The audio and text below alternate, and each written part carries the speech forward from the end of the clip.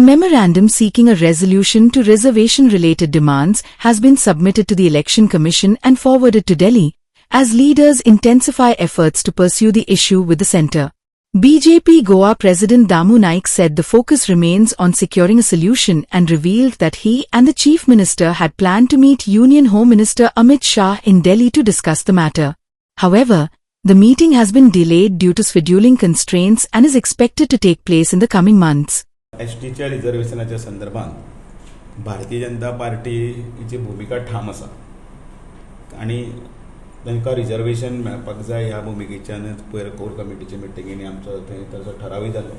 ताजे नंतर ती प्रक्रिया फास्ट जावपाक जाय म्हणून हांगसरले थळावे इलेक्शन जे कमिशन आसा तांचे कडेन एक डेलिगेशन आसा तें दिवन तांकां मेमोरंडम दिलो, जो मेमोरंडम तांणी दिल्ली धाडूंक जाय इलेक्शन कमिशनाक की ती प्रक्रिया जी आसा ती प्रक्रिया बी जावची. त्याच बरोबर मुख्यमंत्री आणि आमी दिल्ली वचून माननीय अमित शाहजी हांची भेट घेवप हें ठरलें.